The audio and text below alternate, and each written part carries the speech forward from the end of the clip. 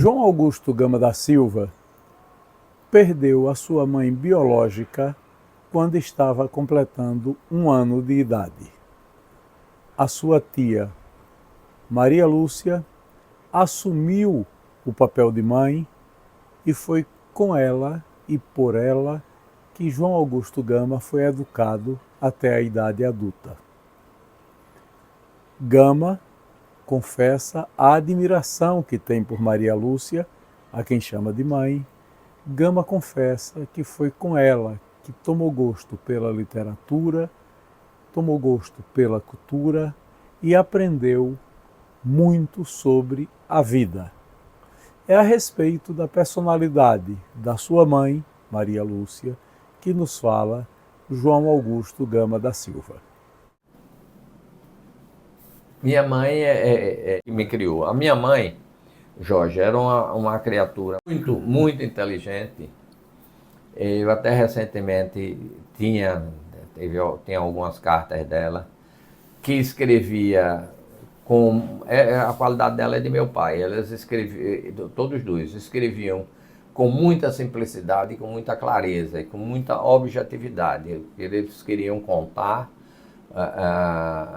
Uma carta de meu pai era um relatório. Ele fiz isso, eu estou esperando isso, espero que você faça isso. A minha mãe escrevia com muita objetividade, com muita clareza e coloquialmente. Era uma mulher que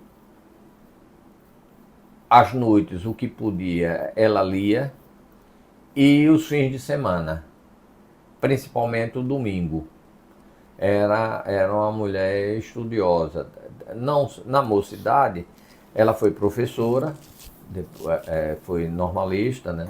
Depois, que era o que as moças, até onde elas podiam chegar, né? E depois, quando Getúlio criou o DASP, que abriu os concursos públicos, ela se habilitou a esses concursos. Primeiro ela entrou nos Correios e Telégrafo, e depois ela foi muito bem colocada num concurso no Ministério do Trabalho, onde ela passou em 3º lugar no Brasil. Então ela se posicionou muito bem.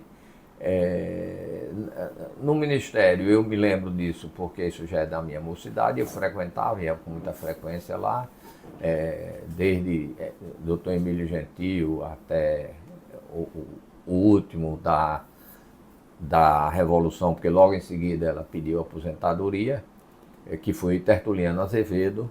Ela trabalhou com esses delegados todos. De Emílio Gentil, ela foi delegada eventual substituta.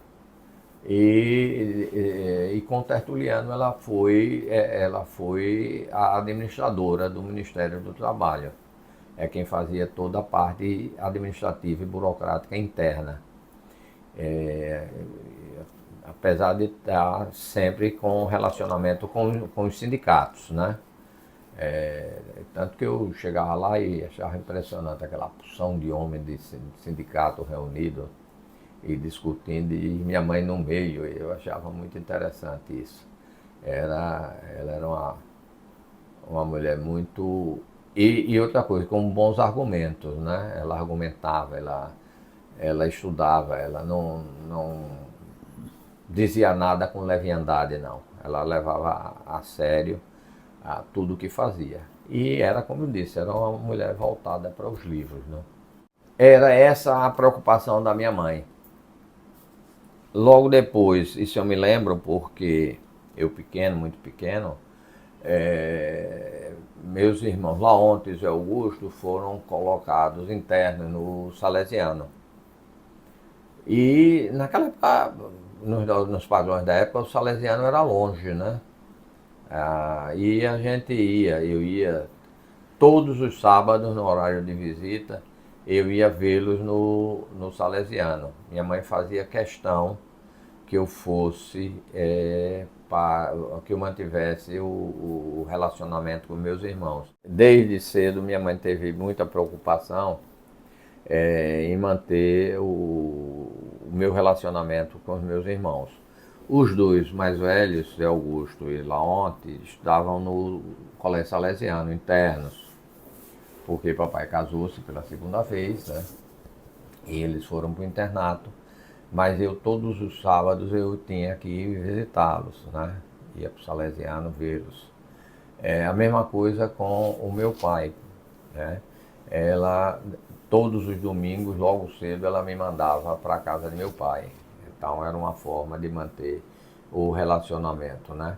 Agora, você há de compreender que nós temos, além da diferença de idade, eles começam a estudar fora e coisa, então isso, né, havia uma diferença de idade e havia o fato deles irem estudar fora, né? Então isso, de uma certa maneira, nos afastou, né?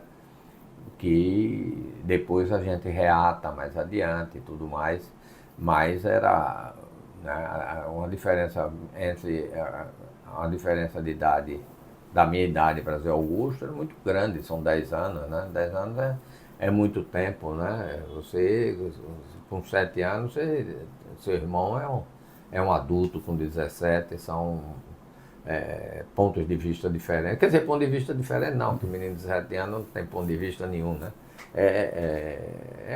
São visões completamente diferentes, né? Contato completamente diferente. Mas nós sempre mantivemos esse contato. E principalmente depois, e com Gláucia também, depois que ela casa-se, né? Que ela mora em Sergipe, que casa-se, que eu passo a frequentar a casa dela, né? Me lembro que eu saía sempre do colégio, toda quarta-feira eu ia almoçar na casa dela, sem religiosamente.